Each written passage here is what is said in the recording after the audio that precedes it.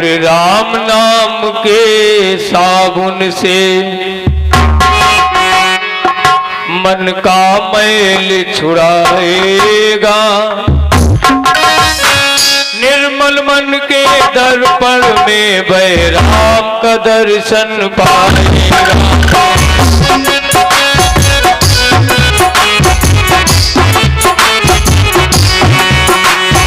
राम नाम के साबुन से, राम नाम के साबुन से जो मन का मैल छुड़ाएगा। राम नाम के साबुन से जो मन का मैल छुड़ाएगा। निर्मल मन के दर्पण में वह आपका दर्शन पाएगा।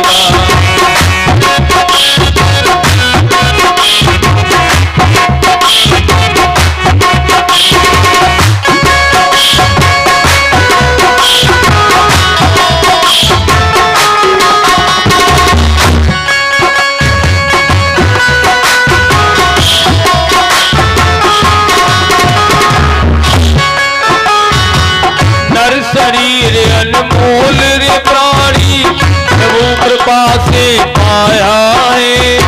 झूठे जग प्रपंच में पढ़कर जो प्रभु को बिसराया है।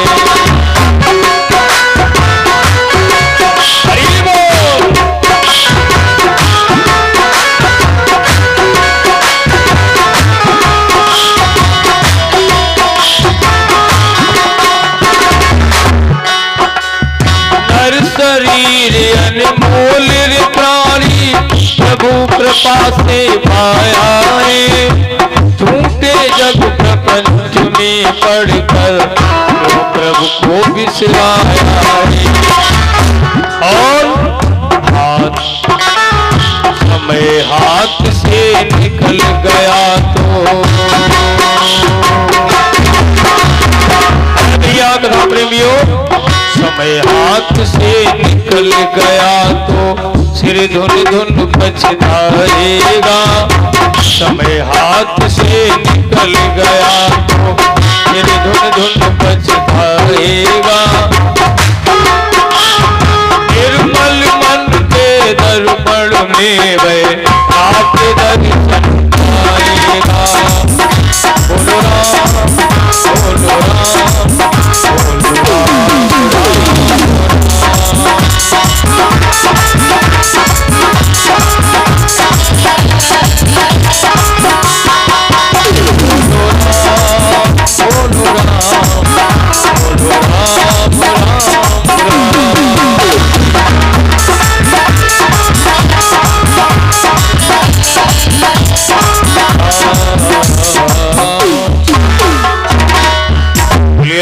कृष्ण भगवान की।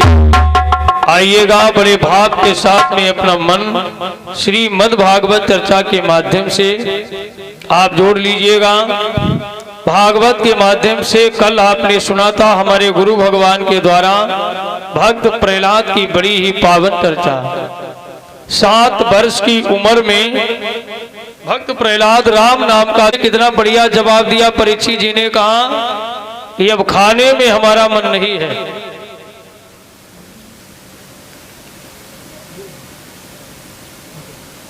बाबा आई हमारे दादा पिंटू सिंह जी की तरफ से ये भागवत के चरणों में आज चतुर्थ दिवस की वेला में 551 रुपए का भाई पावन सहयोग हमारे पिंटू सिंह भैया जी की तरफ से आया है।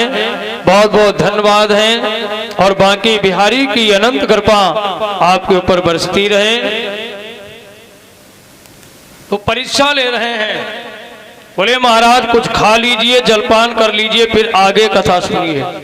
तो परीक्षित जी ने कहा महाराज जी अब खाना क्या है, जलपान क्या करना है, अब तो केवल आप भगवान की कथा सुनाते रहिए। जो भगवान की कथा में आनंद है, जो भगवान की कथा में रहस्य है, वो दुनिया में कहीं भी नहीं मिल सकता है। याद रखिएगा, भगवान की कथा से आनंद की प्राप्ति होती है, भगवान की कथा से मजा नहीं आता। मजा दुनिया के और भी कार्य हैं उनमें आता है, पर भगवान की कथा में आनंद की प्राप्ति होती है। तो परीक्षित जी ने कहा कि अब तो केवल कथा सुनाइए महाराज, 4 दिन हो चुके हैं, 3 दिन बाकी हैं। एक बार पानी का निवेदन किया था तो मौत का श्राप मिल गया, अब क्या पर जलपान करना है? अब तो केवल आप सिर्फ कथा सुनाइए। भगवान की कथा में बहुत बड़ा आनंद है और ये कथा बड़ी पावन है। पता है कथा कितनी महान है। देवता अमृत का कलश लेकर आए थे। देवताओं ने कहा सुखदेव जी से कि परीक्षित को मरने का भय है, तो ऐसा कीजिए कि इन्हें अमृत पिला दो। ये मैं अमृत का जो कलश लाया हूँ, ये अमृत पिला दीजिए परीक्षित राजा जी को। इन्हें मौत का डर है तो ये अमर हो जाएंगे, मरेंगे नहीं, और कथा हमको सुना दीजिए। तो सुखदेव जी ने कहा, हे देवताओं, ये अपना अमृत का कलश ले जाइए, ये कथा परीक्षित के लिए है, ये कथा तुम्हारे लिए नहीं है। अब बताइए कितनी महान कथा है। तो ठीक है, सुखदेव जी ने कहा कि परीक्षित जी, मैं परीक्षा ले रहा था, तुम परीक्षा में पास हो गए हो, और चलिए अब मैं तुम्हें एक बहुत विचित्र कथा सुना रहा हूं। और एक बार की बात है, एक पहाड़ है जिसका नाम है त्रिकूटाचल पर्वत, बहुत विशाल। हमारे यहाँ पहाड़ों के नाम हैं, हिमालय पर्वत, द्रोणागिरी पर्वत, सोमगिरी पर्वत, जो अब गोवर्धन पर्वत के नाम से प्रसिद्ध है, पहले इसका नाम था सोमगिरी पर्वत। ऐसे ही द्रोणागिरी पर्वत, और ये पहाड़ का नाम था त्रिकूटाचल पर्वत। उसी पर्वत के पास में, यानी पहाड़ के पास में एक बहुत बढ़िया बगीचा था। जंगल होते हैं पहाड़ों के पास, बड़ा ही बहुत भारी जंगल था भैया। उस जंगल में तमाम जीव रहते थे, और एक हाथी भी अपने परिवार के साथ में, फैमिली के साथ में उस सरोवर में वहां पर रहता था। बढ़िया सरोवर बह रहा था और बहुत बढ़िया जंगल था, झरना बह रहे थे, बड़ा ही आनंद मंगल से वो अपना जीवन बिता रहा था। लेकिन पता है भैया, एक दिन क्या हुआ, सूखा पड़ गया, पानी नहीं बरसा, जल की वृष्टि नहीं हुई, जंगल में सूखा पड़ गया। 1 महीना बीत रहा है, पानी नहीं गिरा, सूखा पड़ा है। तो जितने भी पशु पक्षी थे भैया व्याकुल होने लगे, घबराने लगे, अब कैसे जीवन होगा। तो एक एक करके जंगल छोड़ करके जाने लगे। हाथी परिवार के साथ में अकेला रह गया, बाकी सब जो जीव जंतु थे वो भैया जंगल छोड़कर चले गए, क्योंकि अब तो यहाँ पानी नहीं बरस रहा है, यहाँ जीवन नहीं रह पाएगा, क्या किया जाए। तो भैया जब सब चले गए, केवल हाथी रह गया परिवार के साथ। तो हाथी के परिवार ने कहा कि महाराज ऐसा करो, अब हम भी जंगल का त्याग कर दें और चलो कहीं पानी की तलाश करें, जिससे हमारा जीवन तो बच जाए, अन्यथा जीवन बचेगा नहीं। देखो कुछ जानवर ऐसे होते हैं जिन्हें गर्मी बहुत ज्यादा लगती है, उन्हें गर्मी के दिनों में बड़ा कष्ट होता है। नंबर 1 हाथी है, हाथी को गर्मी बहुत सताती है भाइयों, और सर्दी के महीने में हाथी को बड़ा बढ़िया लगता है। ऐसे ही भैंस आप लोग पालते हैं, भैंस को भी बहुत गर्मी लगती है जब गर्मी का समय आता है। तो इसलिए हमारे भाई लोग दिन में 3 बार भैंस नहलवाते हैं। देखो अब पानी में ले जाओ, खटाक से बैठ जाएगी। इसलिए कुछ जानवर होते हैं जिन्हें गर्मी बहुत लगती है, गर्मी के दिनों में इन्हें बड़ा कष्ट होता है। अब बेचारा हाथी घबरा रहा है, जीवन नहीं होगा, पानी बरसा नहीं है। तो हाथी ने अपने परिवार से कहा थोड़ा 1-2 दिन और देख लो, हो सकता है शायद पानी बरसे, और जब नहीं बरसेगा तो फिर देखा जाएगा, फिर हम यहाँ इस जगह को हम लोग छोड़ करके चलेंगे। धीरे धीरे भैया 1-2 दिन और बीत गए।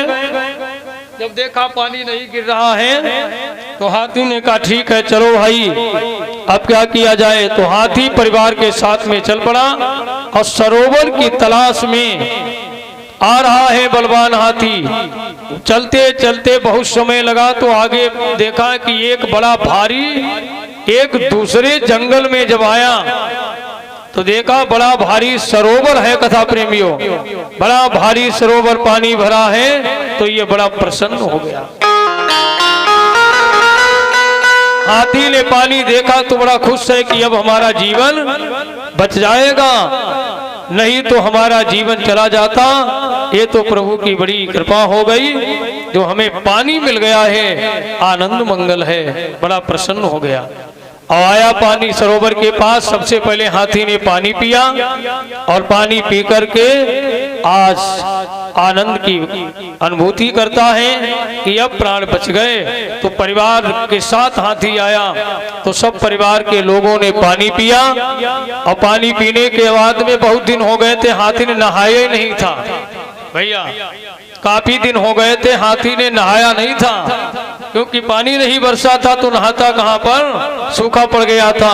तो बेचारा बहुत गर्मी लग रही थी कि लाओ पानी तो पी लिया है, नहायु ले, ऐसा बढ़िया सरोवर कहाँ मिलेगा। तो हाथी परिवार के साथ में नहाने लगा, सरोवर में प्रवेश किया और बड़ा बढ़िया नहा रहा है।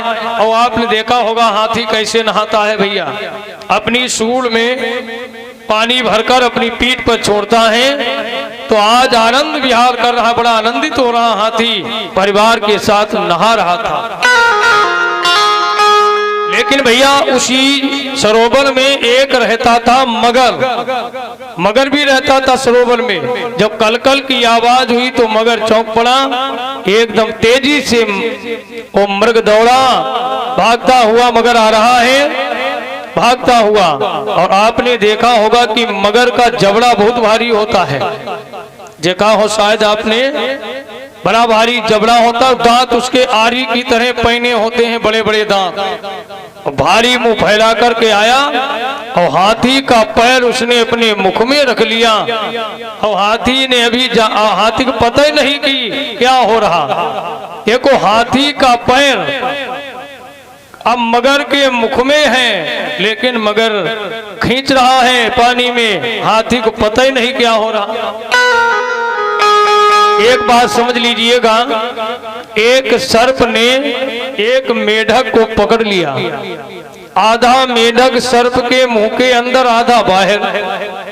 लेकिन एक कीड़ा जा रहा था रेंगता हुआ, एक कीड़ा जा रहा था रेंगता हुआ, तो मेढक जीभ लपलपा रहा था कि ये कीड़ा लाओ हम खा जाएं, इस कीड़े को हम खा जाएं।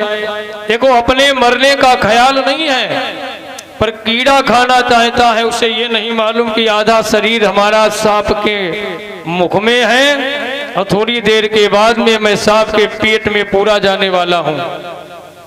लेकिन जीप लपलपाता है कि ये कीड़ा हम खा जाएं, कीड़ा जा रहा था। तो यही हाल हमारा भी है, हम जानते हैं कि काल के मुख में हमें जाना है एक दिन, लेकिन हम इतने माया के जाल में पड़े हुए हैं, नादानी कर रहे हैं। बहुत लोग कहा तुम मरी ही तब देखो जाइए भाई का कहने लगते हैं ना, क्यों बाबूजी कहने लगते हैं कि मरी ही तब देखो जाइए भाई का। लेकिन नहीं प्यारे, यही सब देखा जाता है जो आप कर रहे हो। देखो अंधेरे में भी अगर कोई गलत काम हम करते हैं तो हमें लगता है कि हमें कोई देख नहीं रहा है, पर परमपिता परमात्मा वहां पर भी हमें देख रहा है। तो ये कोई आवारा बाजार नहीं है, यहाँ तिल तिल का न्याय होता। हमारे गुरुजी ये गीत गाया करते हैं बड़ा बढ़िया, एक लाइन आपको सुना दें। देखो कि आएगा नोटिस जमानत न होगी। एक अदालत लगती है शाहजहानपुर में, शाहजहानपुर में एक अदालत लगती है, वहाँ रिश्वत चल जाती है भैया, है ना, रिश्वत काम कर जाएगी शाहजहानपुर अदालत में। लेकिन भगवान की अदालत में ना रिश्वत काम करती है भैया, ना पैसा काम आएगा, कुछ भी नहीं वहां पर चलेगा। क्यों? वो भगवान की अदालत है। इसलिए कि आएगा नोटिस जमानत न होगी, पल्लू में तेरे घर अमानत न हो।